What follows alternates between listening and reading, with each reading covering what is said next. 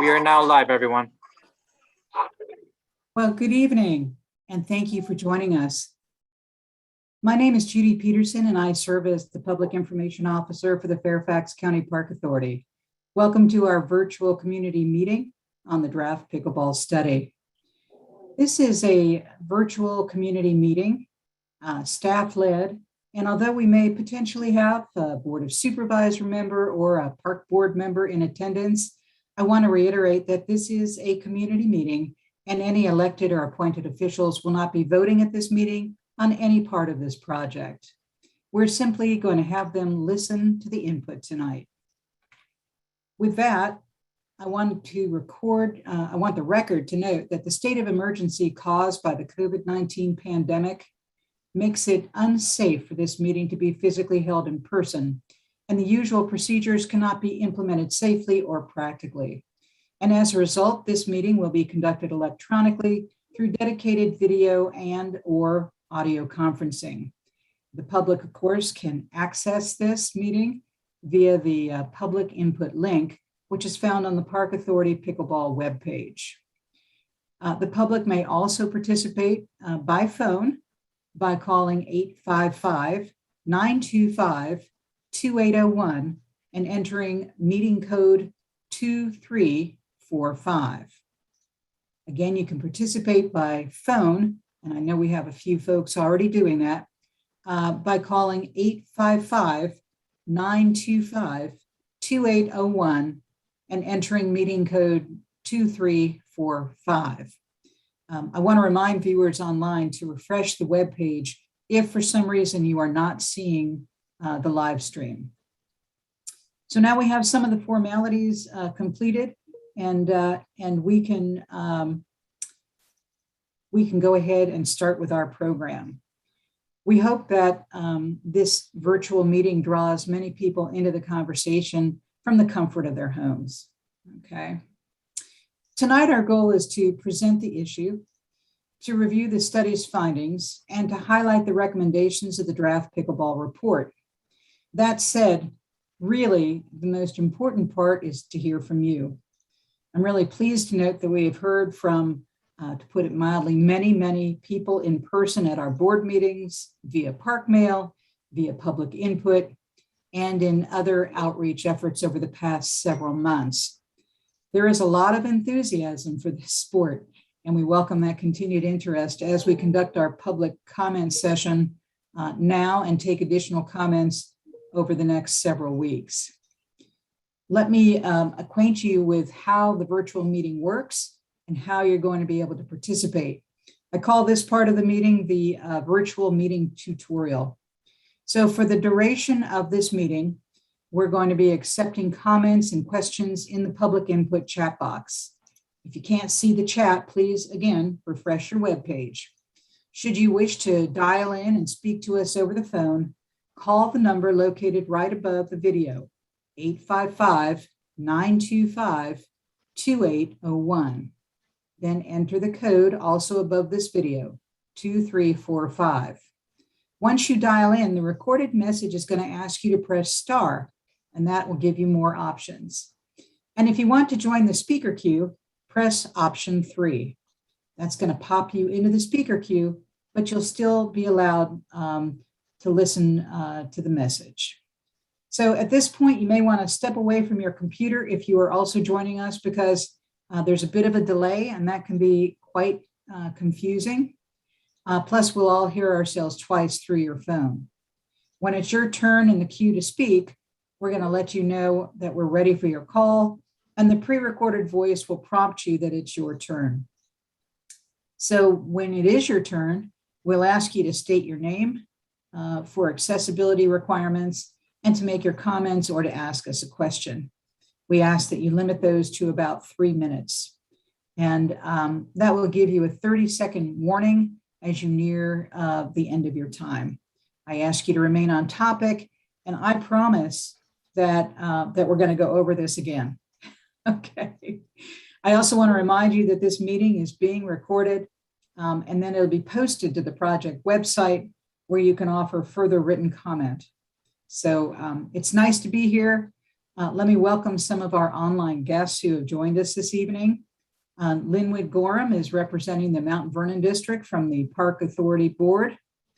Sarah Baldwin, Acting Executive Director, is here. Amy Vosper, Deputy Director, is here. Stephanie Leadham, Director of Planning and Development Division, is here. Anna Bentley, Park Planning Branch Manager, has joined us. And Ryan Stewart and Adam Wynn, Pickleball Study Project Managers, they are here, along with Ferris Agatone, who is our GIS specialist. I've probably missed others, and if I have, I apologize. I want to also commend the PIO team who is behind the scenes doing all the magic. They're pulling all the levers behind the curtain tonight for us to be able to do this virtually.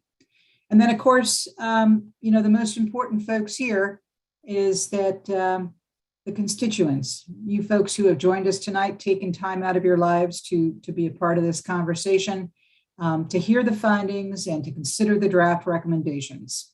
So having said all of that, I'm going to be quiet now and I'm going to let Ryan do this presentation. Ryan? Great, thanks, Judy. Again, my name is Ryan Stewart. I was the project manager on the pickleball study. We'll go ahead and just wait one moment here to get the slide deck up and going, and then we'll go ahead and begin. Okay, great. It looks like I've got it up here on my screen, so we should be ready to go. Hannah, if you could have the next slide, please. So as Judy detailed, this is a virtual meeting. Here is the information on how to participate in writing. If you would like to follow along with that, certainly this information is on the project website itself, I believe. And before we get into the public comment period, we will flash this information back up again. So if you haven't been able to join in and participate, you're more than welcome to do so using one of these means here. For those of you that have not had a chance yet to review the draft study, including the findings and recommendations, that's available on our project website, detailed there where it says review the draft. And again, we'll flash that up as well after the presentation. And of course, you're always welcome to send any comments you might have to our email addresses that are shown below. Yep. Next slide, please, Anna. Okay.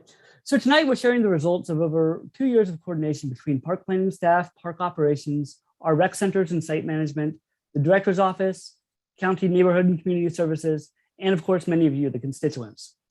I know we have some time constraints here tonight because I want to allow enough time for us to hear from you and to gather your comments.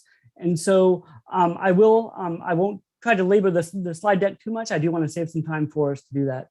But over tonight, we will be covering the scope of the study, talking about the purpose and some of our key findings, what the study found, going over our existing facilities, and then also talking about the Park Authority survey that many of you participated back last year, where we polled the community for player preferences and desired court outcomes.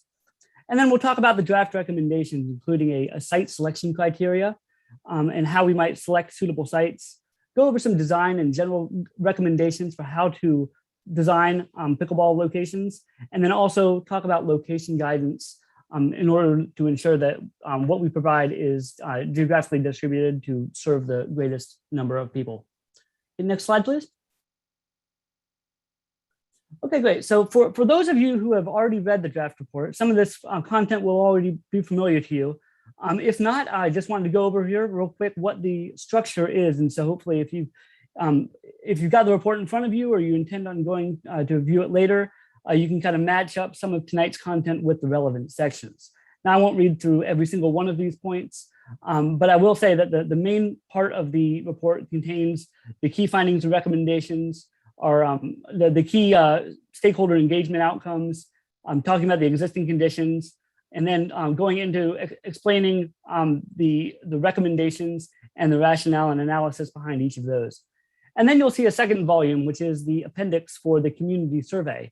And this is the data output from publicinput.com, our engagement platform provider, of the survey results that many of you participated in last year.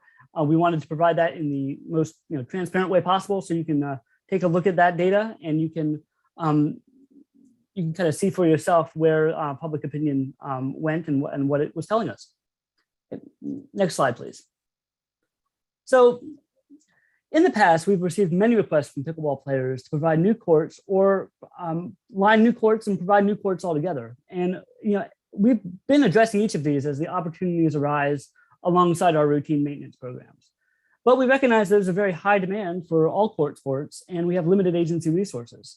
And to that end, what we really needed to do was study how we might be able to provide for pickleball and provide some guidance as to how we might have a proactive and strategic approach to address any requests that come in, as well as have a strategy going forward for how we will provide these courts. Now, as is the goal with all of our recreational amenities, we want to provide appropriately designed facilities and do so in a way that is at locations that ensure that courts are going to be enjoyed without encroaching on other park activities or neighborhoods or all of our other many activities that are going on. So the study here is really intending to provide some guidance on how we might be able to design sites so that pickleball can be enjoyed by the pickleball community, as well as in the case of shared courts, as well as the tennis community and other court sport users as well. And finally, we also sought to identify areas of the county where opportunities exist to better address and provide for a wide variety of player preferences. This includes opportunities for casual play and smaller groups, as well as for those of you who have indicated that you want to see more dedicated courts or opportunities for large groups and community play, which is one of the unique aspects of pickleball. Next slide, please.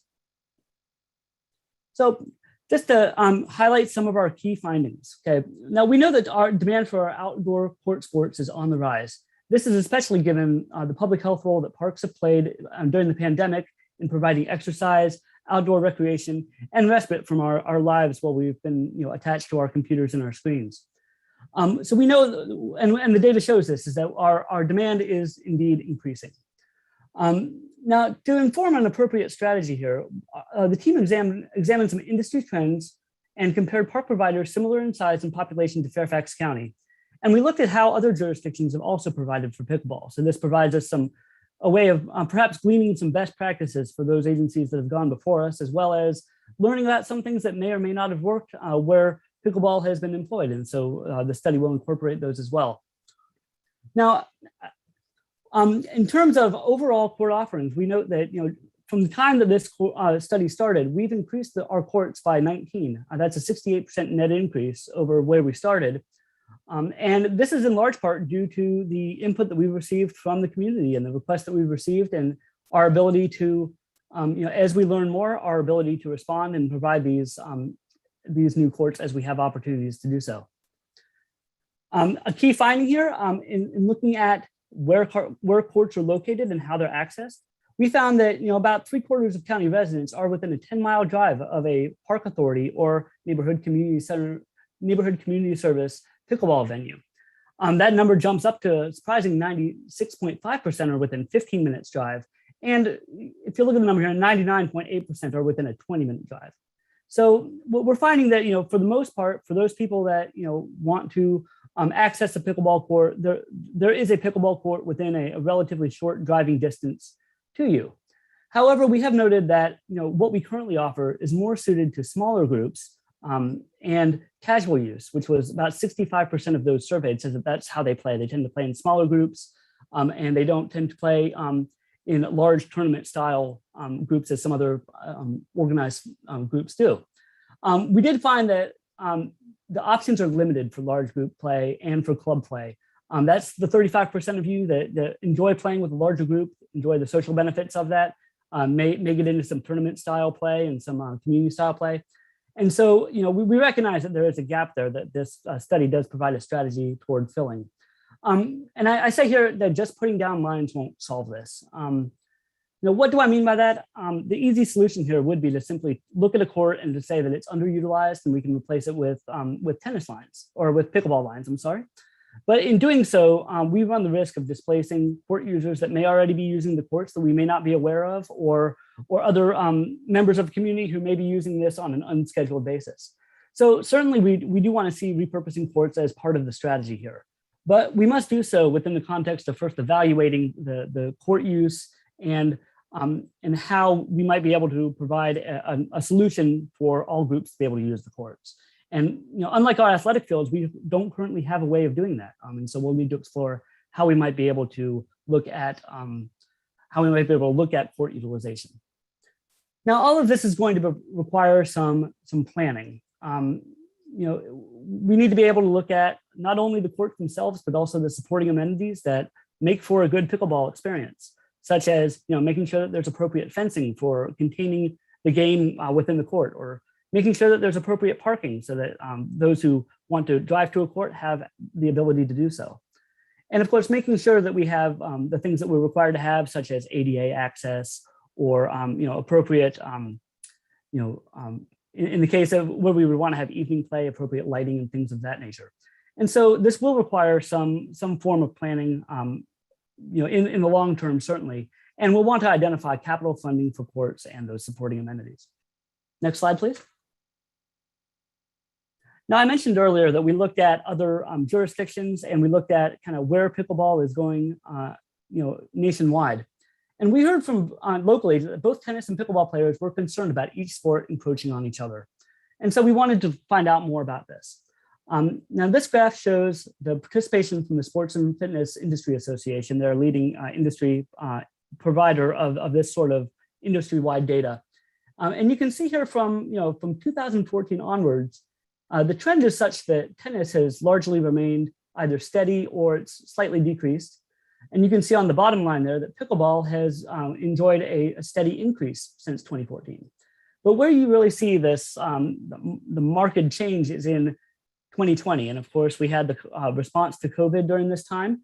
And you can see where the demand has really shot up for both of these sports. You see that tennis just in the last year had about a 22% increase. And similarly, pickleball had a 21.3% increase. And so there's certainly this, we're certainly recognizing a demand and a need to provide for both of these.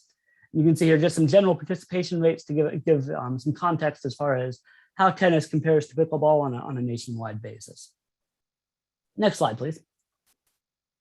Now, locally, we also see that this COVID-19 bump is in our own court reservations.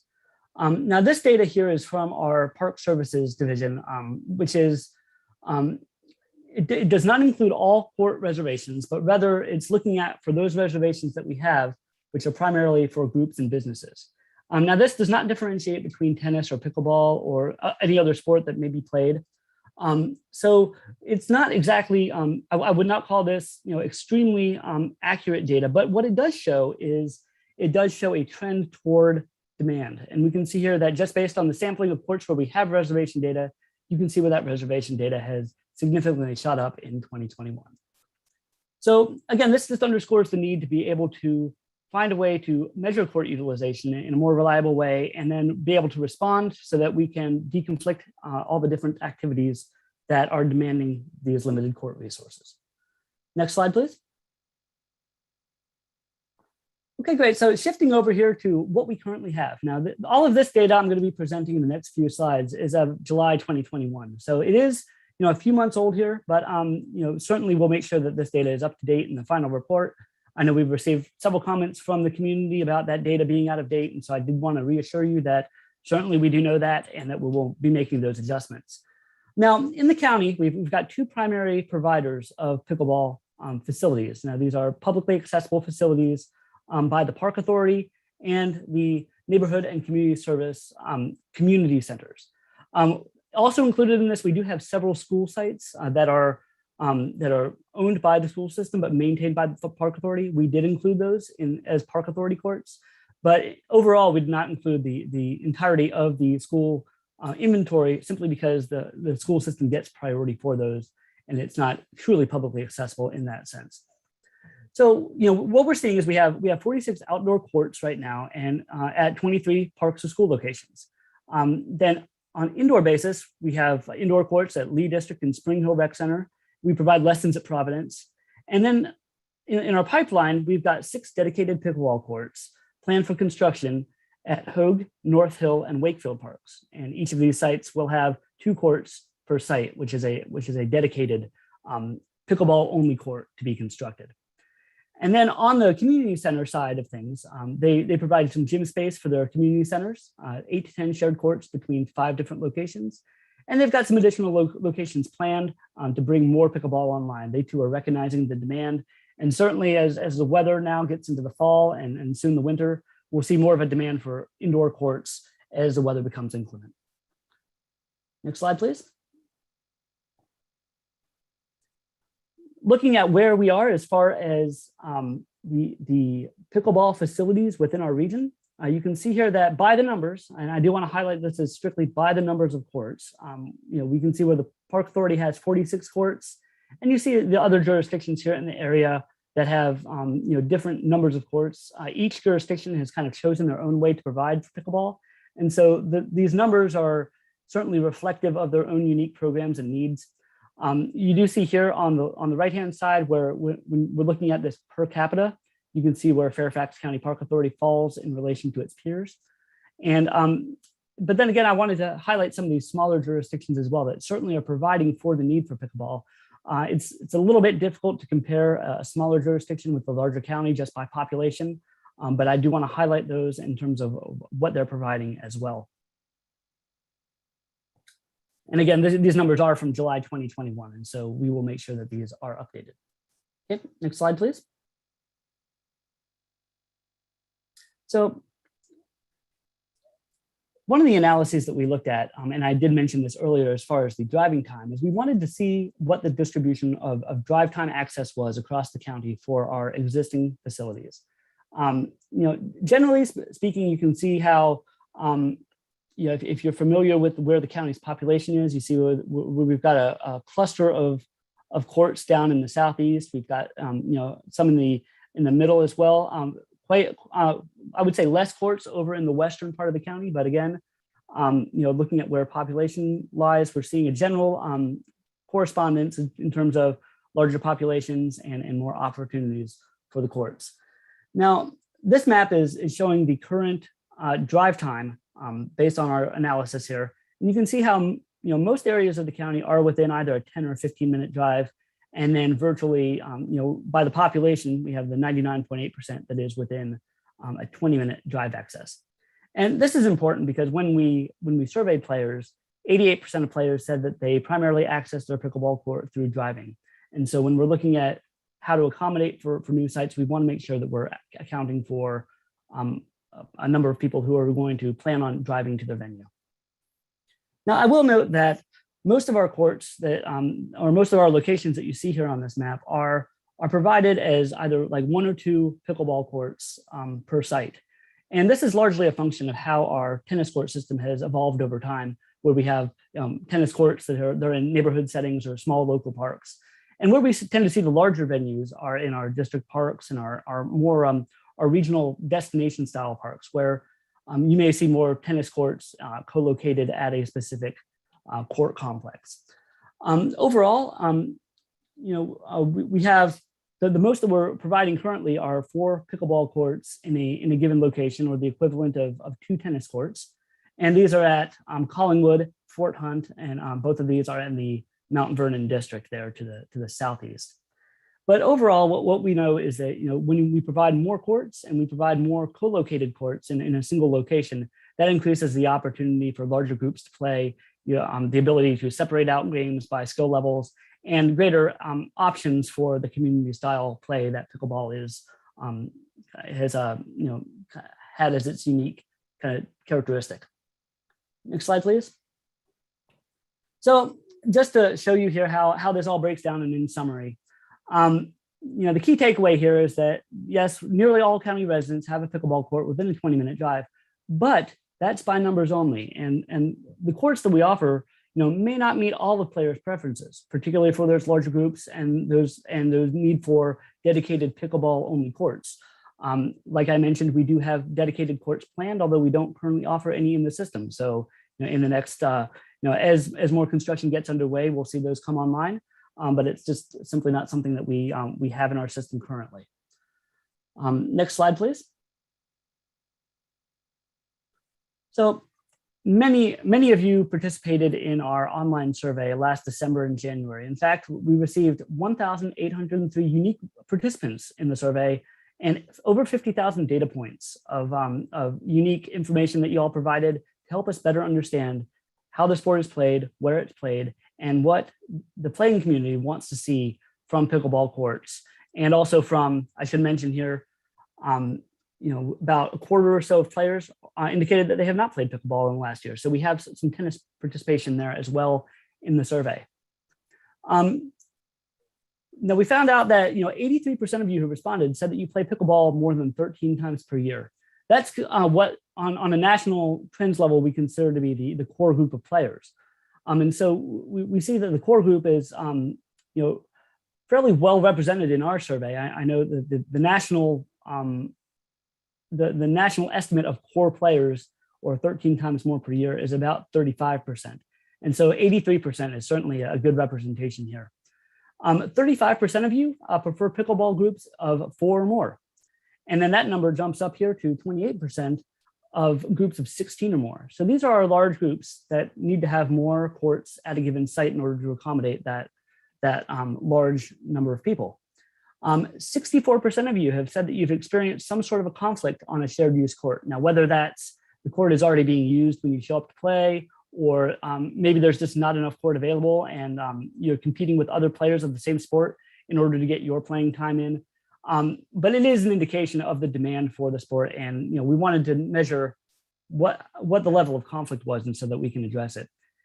And what we found is that all playing times are just about equally popular. If we look at whether people play in the morning or the afternoon or the evening, all numbers are essentially within 1 or 2 percentage points of each other. And so generally we see that if a court is to be provided, we need to consider things like lighting, we need to consider evening play, and we need to consider that if you provide a court, there's really not going to be a time where it's going to have some significant downtime. Essentially, it will be used if it is installed. As part of the survey, and many of you will remember this, is that you provided your important factors for what you would like to consider when you go to play pickleball, and what it is that you want out of a quality pickleball experience. 87% of you said that the number of courts available is important to you. Again, that's how many courts are available at any given time in one location for play. 79% of you indicated that parking availability was something that you looked for. 72 said you wanted courts that were proximate to your homes. 70% wanted to have pickleball nets available. And by that, what is meant is that the pickleball nets would be provided on site rather than having to bring your own portable pickleball nets. So 70% of you said that you wanted that. 68% of you were concerned with the fees associated with either court rentals or the ability to play. We did receive many comments on how many private facilities charge fees, whereas our public facilities, it can vary based on jurisdiction. Some charge and some do not. 67% said indoor courts were important. This is especially relevant as the weather starts to get bad and you're looking for places to play. And 64%, of course, said that you're dedicated pickleball only courts, and so you would not have to share with tennis or vice versa. And that's ultimately that would be the best way of deconflicting use, certainly in an ideal situation here. So let's go on to the next slide here, and I'll talk about. I'm going to shift gears into our draft recommendations. Now, our first recommendation is that we provide a way of selecting courts based on a criteria that we can replicate and standardize. And to do this, it's based largely on the same types of formulas that we would look at for planning for any park facility. We want to make sure that the planning for the courts are appropriate to the context of the park and are providing the appropriate amenities on site to be able to meet that user base.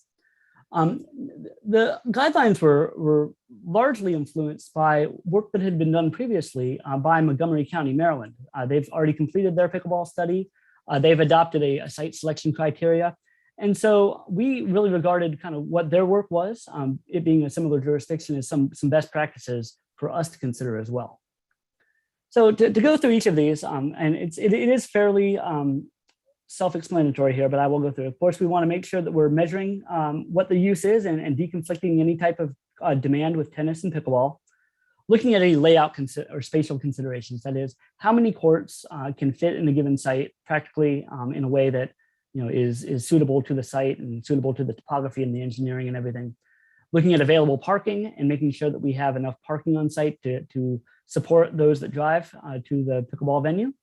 Deconflicting with other park activities. This may be something like another athletic field perhaps, or a playground, or a dog park, or making sure that we don't site pickleball facilities near places that would be considered incompatible.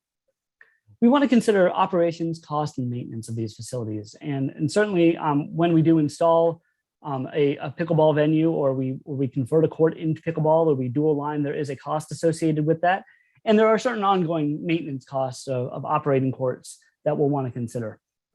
Looking at geography and access, that goes back to our drive time, and looking at where are courts situated within the county to allow everyone to access those who want to access those, and what the geographic distribution is. We look at neighborhood impacts. So looking at the neighborhoods around the parks, we might take a look at, say, for instance, noise or lighting, or the types of things that may encroach on a neighbor's experience in their own yards. Obviously, we don't want to create situations that are a hardship for those who live next to the parks. We want to look at environmental considerations. Now, these include things such as floodplains, resource protection areas, valuable natural resources on site, valuable cultural resources on site, and be able to site facilities so that the impact to these features and these resources can be minimized. I mentioned earlier about the ability of people to play at evening as being in demand. And so we want to look at what is the potential for a court to be able to host a lighted facility. And so this would extend playing hours into the evening and allow those who either are working or prefer evening play to be able to access the courts. And with any public facility, ADA, the Americans with Disabilities Act, does come into play. And so we want to make sure that where we are upgrading courts and providing courts is that we provide for those ADA compliance regulations that we must follow, such as providing for a suitable access pathway to the courts and vice versa. So overall, this site criteria allows us to evaluate where compatible sites are, identify any needed improvements or conditions that may be necessary to add to a park or to amend in order to make pickleball work in a given location. And then it also allows us to target locations for site-specific analysis. And so we can take a look at our overall court inventory and where facilities may be best suited for pickleball versus other types of activities. Next slide, please. Getting into the layout and design specifications, our team spent some time kind of looking over what the recommended design specifications were from other jurisdictions, and of course, familiarizing ourselves with the US APA construction guidelines for regulation style courts. And you can see here we've got two layouts that we recommend. The first is a shared use layout. So if this were a tennis court overlaid with pickleball lines, this would accommodate 2 pickleball courts per tennis court. And then that would allow for the use of portable nets. Now, if a player shows up and it does not have a portable net, or one is not available on site for any reason, that court could still be used as a single pickleball court using the tennis net. And so it allows for the widest range of playing scenarios and the widest ability for people to play who regardless of whether or not a pickleball net is available. And then looking at the pickleball only layout for our dedicated facilities, we've got some design specifications there, and you can see this is a standard pickleball court layout. Next slide, please. So going into our location guidance, and this is kind of some of the most important recommendations that we have, are some of the biggest things, but I will explain each of these. So starting in FY22, that's current. The recommendation is to include the potential for pickleball as a factor in prioritizing court maintenance and renovation. So using our existing methodologies for determining which courts would be maintained and in what order, and we would supplement this using the site selection criteria and the potential for a court to be converted from tennis only or shared use to pickleball only. And we would be able to incorporate that into our maintenance schedule. So as courts are available for maintenance, we would be able to convert those over as appropriate, or vice versa. We may decide to bump up a particular venue if it means that it could host pickleball where pickleball is currently not available. Now, I mentioned earlier on in the presentation the need for identifying funding for these improvements. And so one of the most ready sources for capital improvements in the park system are our periodic park bonds. The next time that we have a park bond available to us is 2024. And so we will consider the design and construction of at least one pickleball only facility suitable for large groups and tournaments. And that's considering a complex of 6 or more courts. Now, it does say other funding sources here. So I do want to highlight that the bond is not the only means to obtain capital funding. Certainly, we've got other means such as, we might have some developer dedicated proffer funds that are voluntarily given to promote park development in a given area. We also have volunteer donations and individual donations from nonprofit groups such as the Park Foundation. And so we have a toolbox of different funding sources that we can look at, certainly to hopefully be able to provide more courts outside of the bond cycle. Now, of course, all of this will need to be vetted through our Park Authority Board, as are all capital facilities, and they'll need to determine how many facilities are funded based on all the needs throughout the entire park system. And of course, that when we develop our capital improvements program, we do need to balance those. And then looking at on a more long-term solutions, every 10 years we conduct a needs assessment of our park system to determine what the community wants and how we might be able to meet that going forward. Our next assessment is in 2026. We had the last one in 2016. And so when this comes around, we'll want to consider how pickleball ranks in terms of a needs assessment and whether or not to look at a service level standard based on the demand, similar to other facilities that we have, such as multi-use courts or athletic fields or these types of facilities. So certainly, when we did the last needs assessment, we recognized that pickleball was growing, but we didn't really have much guidance aside from being able to plan for the future and considering converting courts into pickleball, which is what we've currently done.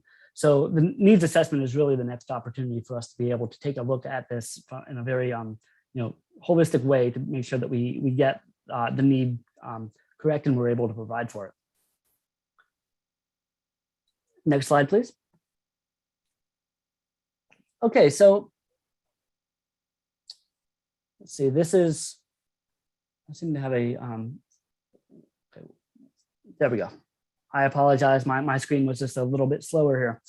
So just looking at the next steps before we turn it over here for public comment, you can see here that the public comment period has been open since September 1st. Tonight on the 14th, we're having a comment meeting to certainly answer any questions you have or provide additional information. The public comment period will be closing on October 1st. In October, our staff will consider all of the comments that we've received. We'll be taking a close look at each of these and then revising the final report based on those comments. And if there's any revisions that need to be made, this is certainly the time to make them. Anything that we need to reconsider, we certainly will. And then once we have a draft in place, we will be able to take this back to our Park Authority Board for their consideration of endorsing the study's findings in November. Once we have an endorsed study, I did mention that we've got some ongoing ways in which we intend to implement this. We've got our ongoing court evaluations, which in many ways we've already started using the site design criteria as requests come in for ad hoc courts. We're of course looking at our court maintenance program, and we do that on an annual basis. We establish a work plan for the following year. Working pickleball into our capital improvements program, that's also on an annual basis. And then many of you are maybe familiar with our park master planning process. And this is kind of in a way, the catch-all. So for those sites who maybe there may be an area of the county where there aren't any existing opportunities on the ground to provide pickleball, either through planning or through where the existing facilities are. This is an opportunity that as we master plan new parks, we can consider pickleball, and we can ensure that using the site selection criteria, we've been able to consider all of those the opportunities to put pickleball in those new locations. And next slide, please. Okay, great. So I know I've done a lot of time talking, but I do want to be able to turn it over to all of you for your participation and your comments. Here's the information that Judy mentioned at the start of our presentation on how to participate. And at this time, I will go ahead and I will turn it over to Judy to facilitate that conversation. Thank you so much, Ryan. What a great report and what a great presentation. I really appreciate it. And I know there's a few folks out there that might be having some bandwidth issues. They might be having a couple of phone issues. We do have people out in the field watching with us so that we are checking to make sure that that our broadcast, if you would call it that our stream is working. So we know that the live stream is good. We know that the phone lines are good. And if you're having trouble, I want to apologize and thank you for your patience. I would just say keep trying because for the majority of us, we seem to be in pretty good shape. For the duration of this meeting, we're going to be accepting comments and questions in the public input chat box. If you can't see the chat, refresh your webpage. Should you wish to dial in and speak to us over the phone, again, that number is located right above the video, and that number is 855-925-2801. When you dial that, then you have to enter the code 2345. That's also right above the video. And then once you dial in, the recorded message is going to ask you to press star for more options. If you want to join the speaker queue, press option 3, and that will pop you into the speaker queue, but still allow you to listen to the message.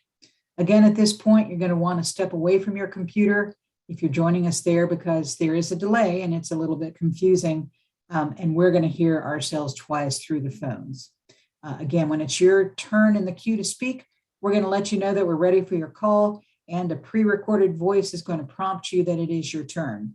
At that time, we'll ask you again to state your name for accessibility and then make your comments or questions. All right. And I'll repeat that again if we need to because it takes a little bit getting used to doing the virtual meetings. So I know we have about 8 or 10 people on our phone line, and we have, I think, around 60 people watching all together. So I'm going to go to the chat box, which just moved on me. It was there a minute ago. Let me just get that. I love technology. Here we are. Okay. Well, let me start with a comment from Helen White. And Helen asks, what is the tournament style play? Is it not the same as drop-in community-based play? Would somebody like to address that? Hi, Helen. I can answer that. This is Ryan Stewart. When we looked at the different styles of play, certainly we saw that there was a need to provide for more drop-in community-style play of large groups. Now, with that, that can either be done on dedicated courts or that can be done on shared-use tennis courts. Really, the key there is just being able to provide enough courts to support a large group. Now, when we're providing for dedicated facilities, we would want to have ideally we would want to have dedicated facilities that would be able to provide for things like tournaments, large style events and things like this. And so we see it as an opportunity when we're looking for dedicated courts to provide them in larger groups. That way they can accommodate both the drop-in community events, tournaments, and also the more casual players that would otherwise use the courts that are currently in the 1 or 2 court configurations that we currently have. So I hope that answers that question. But no, you're right. They're not the same in terms of actual playing, but we're trying to design facilities that are able to meet a wide variety of needs. So Millie has a question. Holland Hall does not have working pickleball courts. They are in very poor condition with large cracks on an outdoor basketball court and aren't playable. This isn't a fence around the area, nor are there nets provided. The area also is used for a preschool daycare center, and I don't believe that they should be listed on this map. Comment?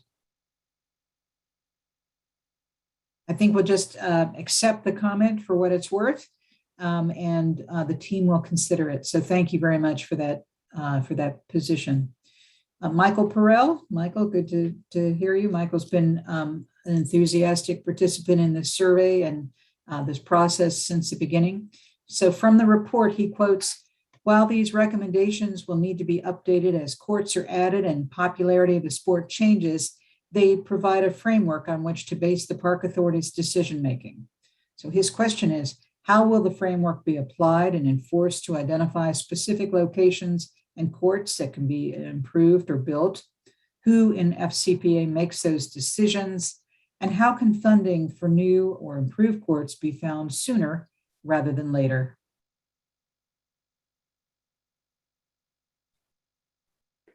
Hi, Mike. This is Ryan Stewart. I can at least try to answer this question, and others can certainly pitch in as they're able to. But in terms of the site selection framework being applied and enforced to identify specific locations for courts that can be improved or built, this is a criteria that's based in a planning process that would be applied in any time we would have to evaluate a facility, very similar to whether we're making a decision to install a new playground or install a new athletic field, or looking at kind of what facility is compatible at a given location. Now, with this in mind, the idea here is that the framework would be used by park authority decision makers, planning staff, operational staff, and all of those that are involved in the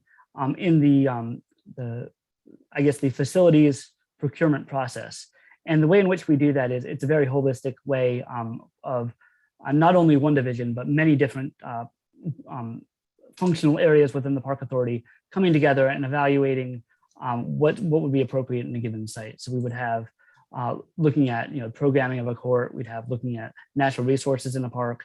We'd want to make sure we talk to our operations and maintenance folks to make sure that what we would be providing is feasible for them as well. And then the planning and development staff, of course, would be the ones who would be doing the long range planning and the capital improvements planning for those.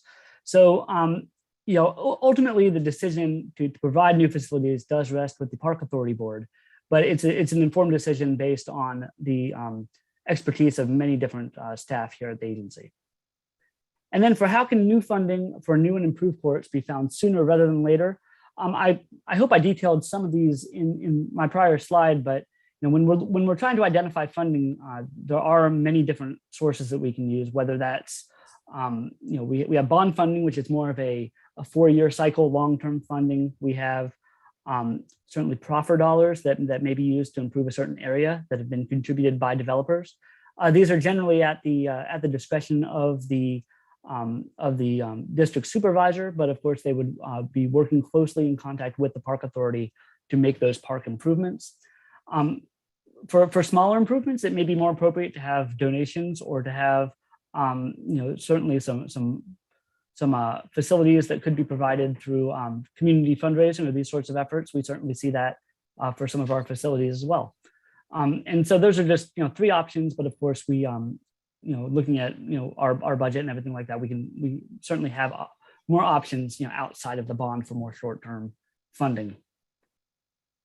Thank you, Ryan. Yep. I have a couple of comments from Anonymous. And Anonymous, I know you're having problems getting the slide deck to move forward.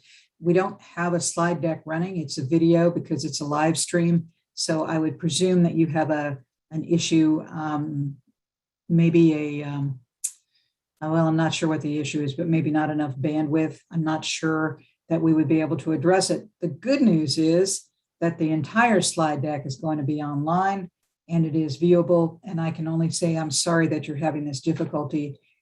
We've had fairly good luck with public input. We've done dozens and dozens of meetings since the beginning of the pandemic. So again, my apologies that you're struggling with it. I guess I would ask my team if there's anybody that's waiting on the phone lines that wants to speak.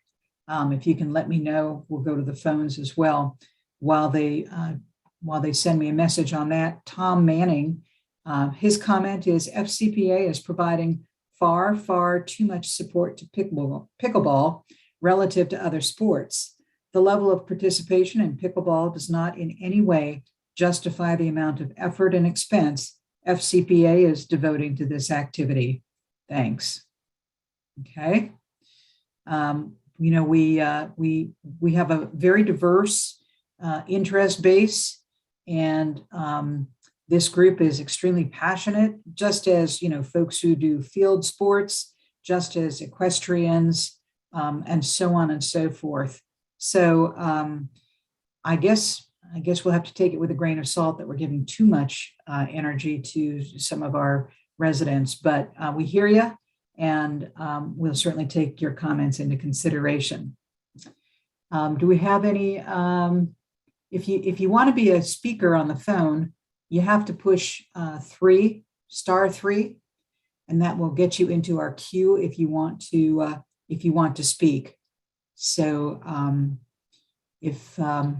again, let us know if we need to go through the directions again, but I think it's, dial the number, hit star, put in the code, hit 3 and star. I think it's all up there for you. I'll be glad to do it again if you want me to. Helen White, she says the Providence Rec Center has one outdoor shared use pickleball court that is shared with a half-court basketball court. It's a sports court surface, plastic tiles with lots of dead spots. The pickleball court is short by several feet. The 25-pound portable net must be carried from the rec center to the outdoor court. It then has to be assembled and disassembled for every pickleball session. How many people play pickleball on that court? I don't believe that court should be included in the park locator map or your inventory. Any comment?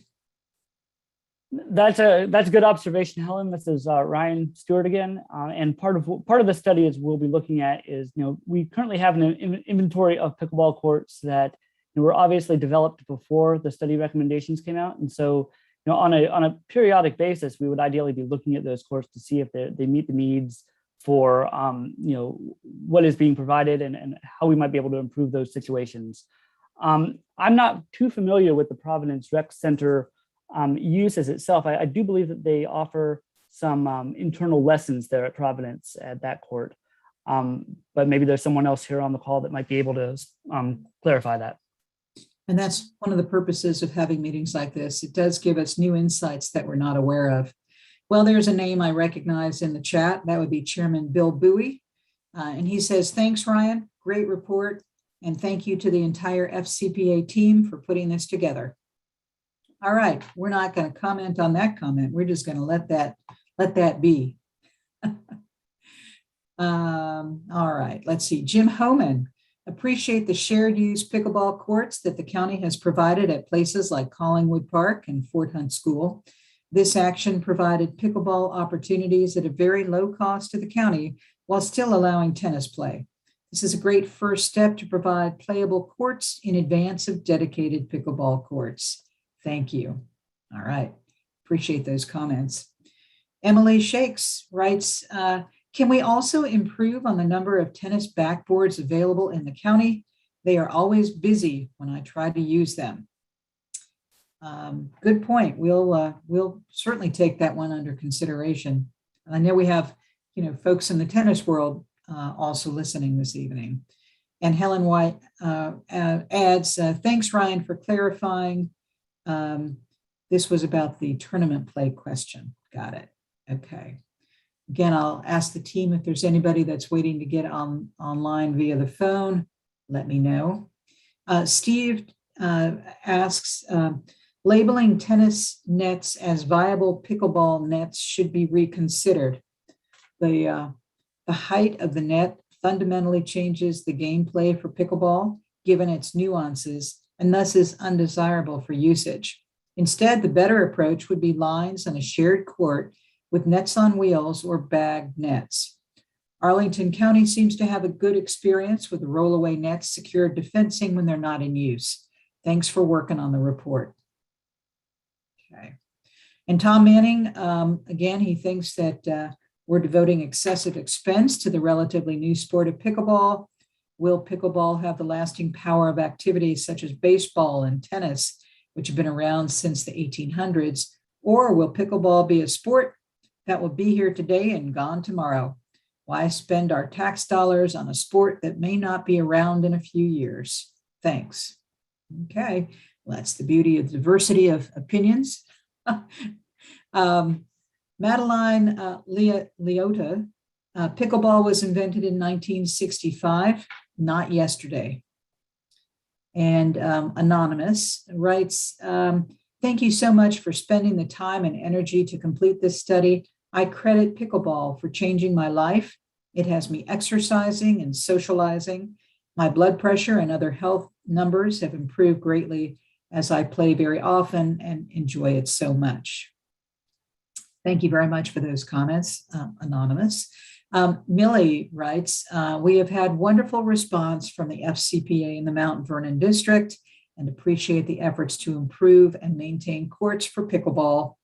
My comment about Holland Hall was an observation. I'm surprised that it was included because that site can't be compared with the other courts with portable nets and pickleball striping in the Mount Vernon District. Okay, thank you for that further clarification. Do we have a speaker now who wants to go on the phone? Let's see, I think we do. If we do, we'll go to the phones. Is that a yes or no from my team? Yes. Okay, caller, are you on the line? Caller, can you hear me? If you can, go ahead and start. I can hear something. Caller, can you hear me? The last digits are 8806. If that's you, we've got you.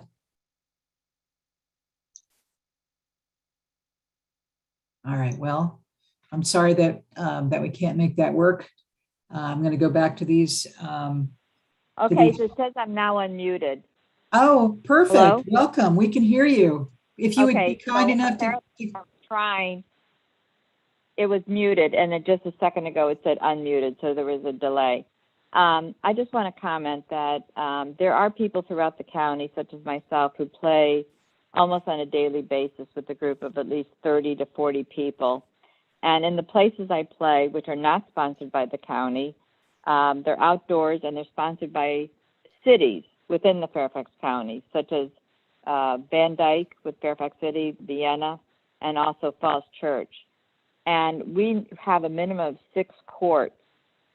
So I would just advocate that you have a minimum of 2 tennis courts with 4 pickleball courts available for players to get a good group of people playing, with preferably 3 tennis courts, dual purpose, so that pickleball players can, spend 2, 3, 4 hours together, just playing round robin. We just play amongst ourselves. So that's my comment to you. And I'm kind of confused because I travel and I have other locations that I spend part of my year in, and they have many pickleball courts and a minimum of 6 pickleball courts for folks to play on. And I just don't understand how this is such a challenge here, trying to get dual purpose tennis courts here. Even if we provide our own individual nets, which I don't prefer, but I would do the investment, I just don't understand this resistance and this percentage increase on the number of pickleball courts posted, a 68% increase. Well, 68% increase of I figured out was 27 courts across a county of this size is not really noteworthy. And I just don't understand it. And so perhaps you could explain to me why there's such a resistance to do dual purpose courts. And could we get your name? My name is Carol Okay. Fagnani. All right, Carol, we appreciate the comments. And Ryan, or anybody else on the team, I think we said we had 46 courts. And when we compare it to the other jurisdictions, we're sort of ahead of the curve, but maybe you can talk to Carol's concerns. Sure. Hi, Carol. This is Ryan Stewart. That when we do our inventory of numbers, we definitely do have the 46 courts, but that's strictly an inventory of quantity only. It doesn't necessarily account for whether or not courts are adjacent to each other to enable larger groups, whether they're in groups of 4 or 6 or larger. Exactly. Exactly. Yeah. And certainly in our recommendations, you can see that we do acknowledge that need for more courts that are either, a minimum grouping of 4 is what we recommend, but we've provided some design schematics to go all the way up to 8 in some locations. And so that new kind of those newer larger facilities would either come from restriping what we currently have, or it would either come through constructing new courts. We can either do that through what's already been planned, or as I mentioned, we can use our master planning process to find locations for those newer, larger facilities. But certainly when we're looking at providing for the larger groups, we do have a special eye toward making sure that the number of courts we provide in a single location will accommodate those larger groups in 4 or 6 groupings.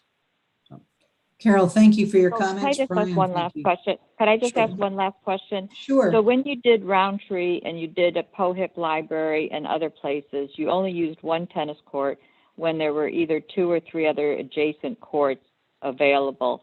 And there was a significant reluctance, including the fact that it was not done, that only 1 tennis court out of the 2 or 3 courts available at these different locations were only marked for pickleball. And that's what my concern is as to where the reluctance is when there's already paving being done or markings, that they will only do the 1 court and not the 2 or 3 to accommodate the larger, which I do agree you acknowledged in your survey, but as acknowledgement, it doesn't mean action. Mm-hmm.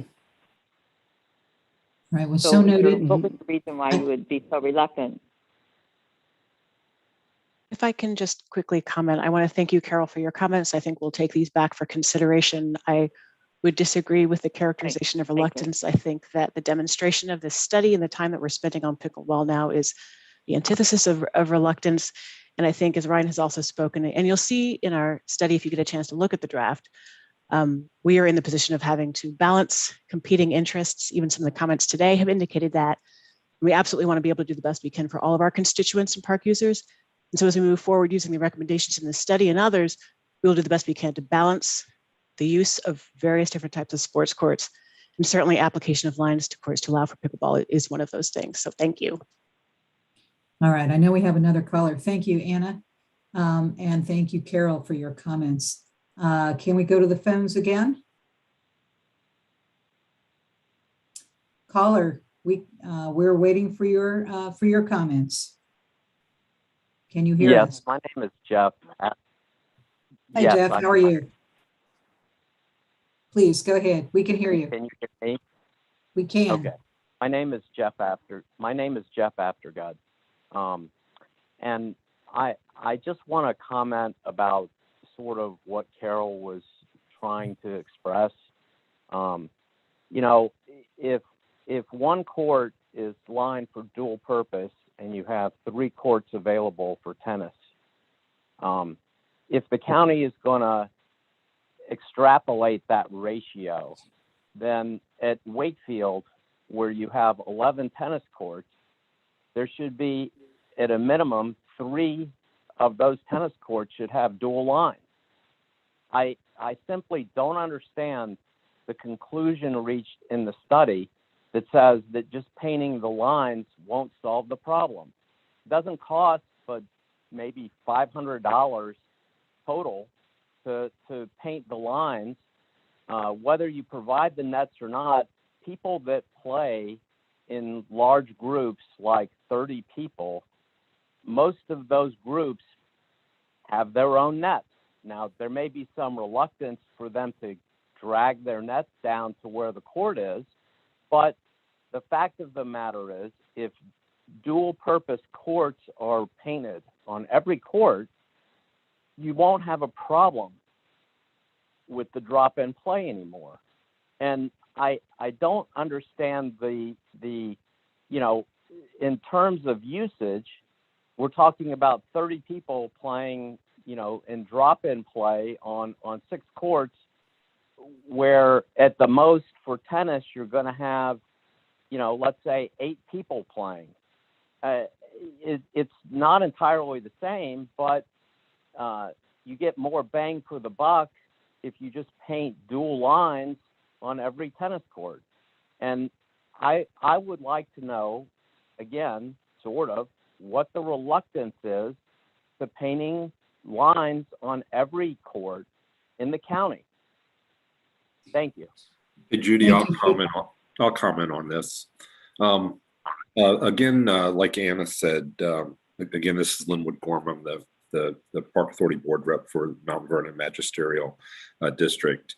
I really have to reject the characterization that we're reluctant to do anything, either all the way down from the chairman of the board of the Park Authority, who is a big pickleball fan, and every person I know in the Park Authority, all the staff that I know of no one that's reluctant to do anything with pickleball. I will say, when I came on the board a little over 10 years ago, we had a lot of courts that were underused for tennis. And I'm just completely happy that we have an option to have them hopefully even overused as pickleball. So it's just a matter of catch up and working as fast as we can on it. And to the comment about, why can't we just do every court? And I think my record shows in Mount Vernon that I'm a big fan and I do every court that I can. Dual purpose. We have actually had some pushback from some of the tennis players, especially in some of the big number tennis courts where they say, oh, we need places that are more purist for tennis so we can have tournaments and stuff like that. So I think that's one of the things that was considered. And, in the studies that are done, but the tennis players, I'll say this, I mean, it was almost kind of funny to me, but sad in a lot of ways too. When we were painting some of the lines on one of the courts in the Mount Vernon magisterial districts, we literally had tennis players come out and lay on the court so we couldn't paint the lines on one of two courts side by side. So, we're getting a little pushback, but I just absolutely assure you and guarantee you, Park Authority is 100% behind tennis pickleball. And, one of the reasons is that's been what's been stated here. It's not that expensive to convert those courts. We get more bang for the buck, more net use out of the courts. It's all a positive thing, but I'm telling you, there's no resistance to do any of it. It's just the time to do it. All right. Thank you, Linwood. And thank you, Jeff, in the interest of time and moving along to get everybody an opportunity to be heard through their comments or through the phone. I'm going to move on to the next comment. Jeff, we did hear you, and we will consider your comments. Let me go back to the written comments before we take another caller in a moment or so. Providence Rec Center pickleball lessons are now being delivered at Roundtree Park Courts. The court at the Providence Rec Center should not be included in the inventory. That's from Judy Aw. Judy, thank you for that comment. Helen White writes, it should not cost more than $600 to paint lines for one pickleball court on a tennis court. The cost of a rolling pickleball net is on wheels is $330. So it costs less than $2,000 to paint lines for two pickleball courts on a tennis court and provide two pickleball nets on wheels. It doesn't cost a lot of money. What is the best way to pay for striping tennis courts for two pickleball courts and providing two nets on wheels? I think that Ryan did talk to the funding mechanisms for this. Generally, it's park bonds. It may be proffer dollars that a supervisor has in the district, and there may be other options as well. This is an evolving need, and it is an evolving response. We have to complete the study, and the Park Authority Board has to have options laid in front of it. And then the forward movement continues. So, we have to be a little bit patient and remember that we are truly balancing a lot of diverse interest groups and needs. Tom Manning adds, I agree with the comment on tennis backboards. Thanks. And Susan also writes, much of the growth in pickleball is in the 50+ age group. Many of us had to give up on tennis due to knee or shoulder injuries. Pickleball gives active seniors a great way to stay fit. Thank you for finding a way to meet the needs of this growing sport. I'll take the caller in just a moment, but let me read what Diane Homan had to say. I guarantee that if you build them, they will come. And we found that universal. I have traveled to other cities in Virginia and other states. The more they build, the more they need more, and do build them as citizens want them, use them, and almost also they do host tournaments where people come from all over the East Coast and maybe more. They stay in hotels, they go to restaurants and to shops. Pickleball is not going to go away, and it is the fastest growing sport in the nation. All right. Diane, thank you for those comments. Hannah, if you can get the next speaker online. Speakers, when you come on the phone line, we'll ask you to state your question or comment, and then we'll answer it. So keep listening, but you won't have an opportunity necessarily to rebut the answer. Caller, are you online? The speakers are no longer waiting in the queue. Okay, well, I'm sorry that you gave up, but if you want to call back, we're still taking speakers. Alex, love pickleball any day, appreciate the efforts. Can you pin pickleball courts in Google Maps and providing more awareness about this wonderful sports in the county library at the information desk? It's an interesting idea. We appreciate it, Alex. Lori, Hey, Alex, right? I'm sorry, Go Alex, ahead. this is Ryan Stewart on your comment about providing mapping data for the courts. I will say that we do have a fantastic tool available online called our Park Locator. We've linked to it in the Project Studies webpage. It basically allows you to filter out what parks offer what types of facilities. And so you can take a look at what parks might offer pickleball or athletic fields or playgrounds or whatever facility you would care to filter on. That data is available. So we can certainly, we've publicized that before, but we can certainly publicize that again through our social media and other venues. And so people can be aware of that. But that is the most up-to-date way to find out where courts are located. And we have a comment from Lori. I absolutely believe that pickleball is here to stay. I agree that it has hit the 50 plus age group, but there are more and more younger people joining in. Pickleball is only going to continue to grow. Thank you. Tom, again, regarding the caller who plays pickleball for 3 to 4 hours, well, tennis players are not allowed by FCPA rules to play for that long. 1.5 hours is the max we can use the courts. And there will be conflicts between pickleball and tennis players. All right. Cindy writes or asks, any leads for pickup pickleball? I'm not sure what that means. Hi, Cindy, this Like is a Ryan name? again. Cindy, I will just say that you're probably in a good location here because there's probably still a number of people on the call that are able to hook you up with a pickleball group.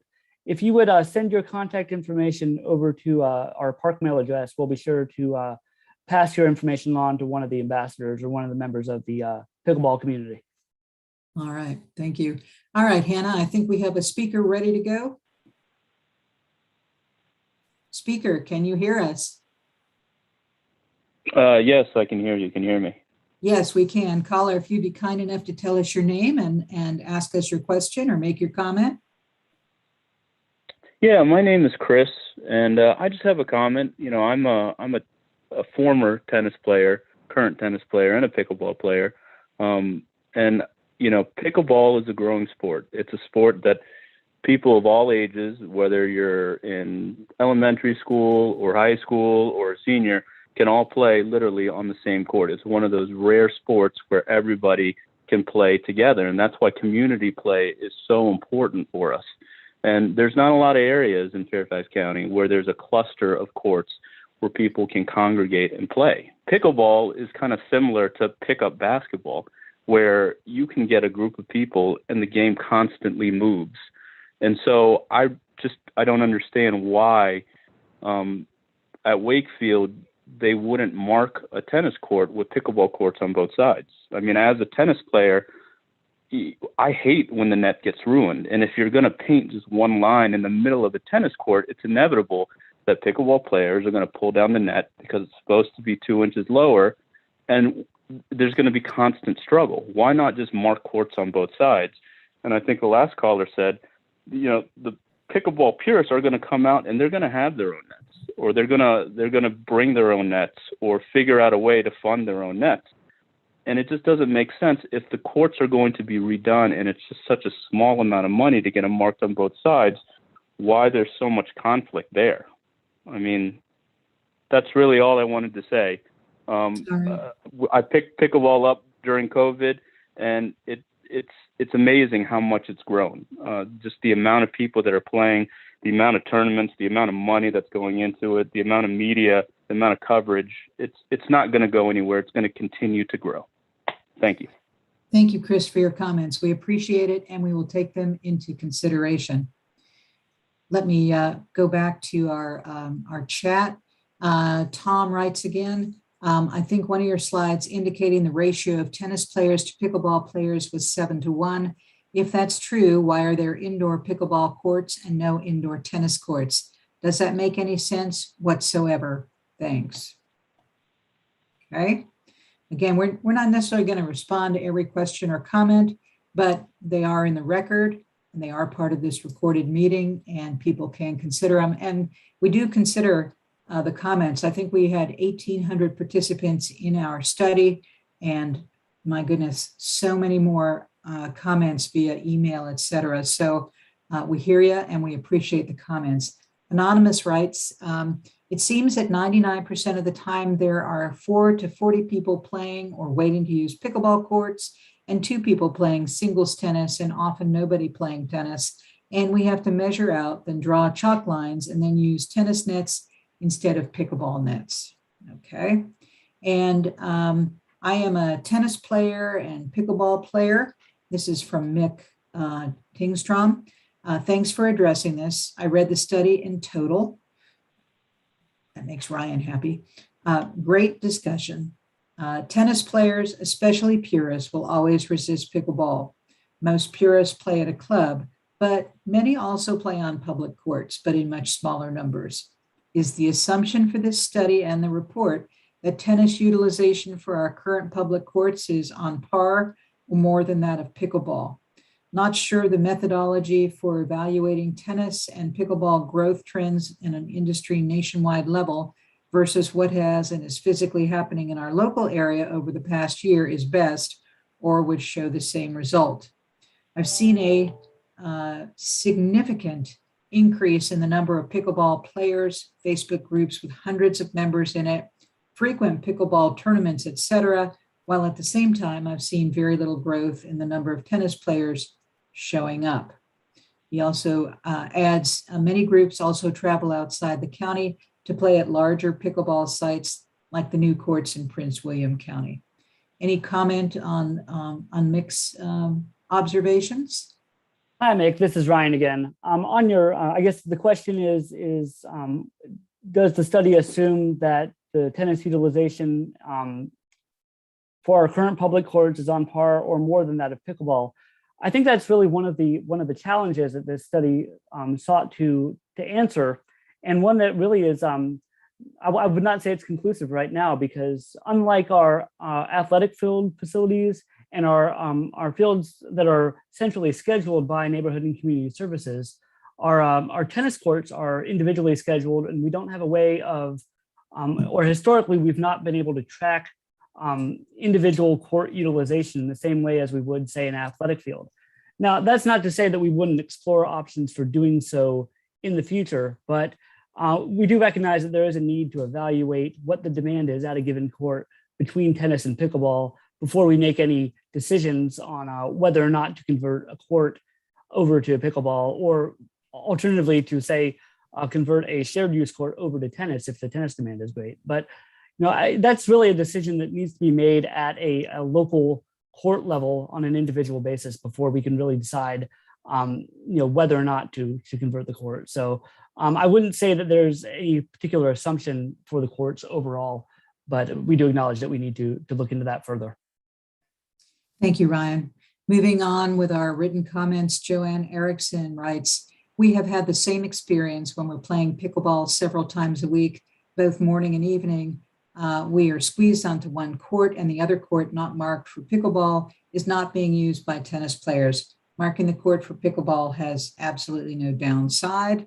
To Tom Manning from Lori, okay, FCPA rules apply to the court. Pickleball players should not play longer than the rules allow if there are people waiting to use the court. Anyone may use the court longer if no one is waiting. I wouldn't even presume to be able to confirm that, but I'm sure it's clearly stated somewhere on our website. Just wanted to let you know, we still have about 60 people on online with us or watching, and another 8 callers. So that's great. We're thrilled with this kind of discussion. Kathy, our 10-year-old grandson, loves to play pickleball with us, and he is not bad. It's reaching the younger age and will continue to attract a variety of age groups for exercise and for social ability. Michael writes, since several people mentioned Wakefield, it would be great to add 4 shared use pickleball courts on courts 7 and 8 with portable nets on wheels to leverage the new dedicated courts being built. Thank you. He also, let's see, Tom Manning says, regarding the comment about community play, pickleball players cannot dominate the shared courts for hours at a time. FCPA will need to establish rules to cover this. Thanks for considering my many comments. I appreciate that. I think I actually ran out of comments. My goodness. Let's see. There's always a little bit of a delay with our system. So sometimes a question comes in just before we conclude. So I always try to buy a couple of moments so that we can ensure that we capture every single comment that comes in. I do want to tell you that I greatly appreciate everybody staying on topic, being courteous, and also living by our time limits in terms of questions. I also appreciate that Ryan and Anna and Linwood have stepped in to answer any questions. And Lori makes a good point. I guess the last point of the evening, that is that the park rules are posted on the gate when you're entering the park. Ryan, perhaps you want to just give a little wind up here in terms of, I think that the cutoff date for comment is on October 1st, and perhaps you can tell people again how they can still be part of the conversation. Okay. Sure, of course. So after you've had a chance to review the report and read it, if you haven't already done so, of course, we welcome your comments up through October 1st. We do want to establish a deadline there just so we can keep this on schedule and get this revised and hopefully endorsed so that we can go ahead and take action on this. So to do that, either you can send your emails to parkmail@fairfaxcounty.gov. You can visit our project website, or you can submit them to the project ID on the publicinput.com site, which, one second, I'll be able to pull that up for you. That address here is G4274@publicinput.com. That's G as in George, 4274@publicinput.com. There we go. Hannah's pulled it up. Here's all the information. And again, it's really worthy to note that this has been recorded, so you'll be able to hear the comments and the questions and see the discussion. Linwood, did you want to just have a comment?